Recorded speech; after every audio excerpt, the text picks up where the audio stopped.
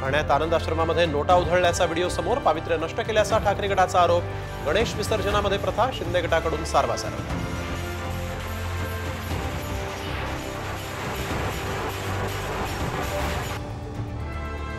महायुतीसोबत अजित पवारांच्या राष्ट्रवादीचं मनोमिलन करणं, भाजप नेतृत्वाचा अजेंडा, सूत्रांची माहिती। स्थानिक पातळीवरील वाद टाळा, राज्यातल्या नेत्यांना निर्देश।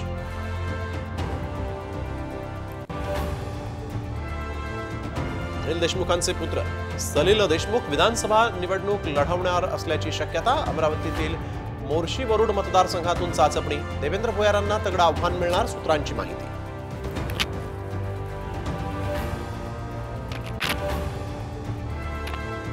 जेपी नड्डा घेणार विधानसभेच्या तयारीचा आढावा। पितृपक्षानंतर भाजप उमेदवारांची यादी येणार असल्याची माहिती। तर दिल्लीत काँग्रेसच्या वरिष्ठ नेत्यांची ही बैठक।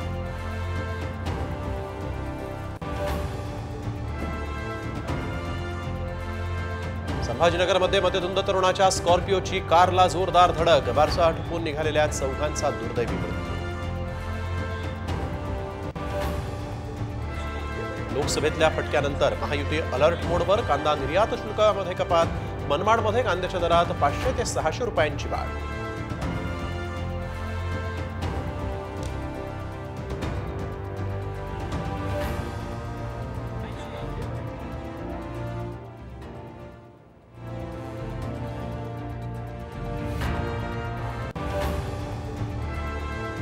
सणासुदीत सोनं चांदीला झळाळी, 5 दिवसात सोनं 1,500 रुपयांनी महागलं, तर चांदी 3,800 रुपयांनी वधारली।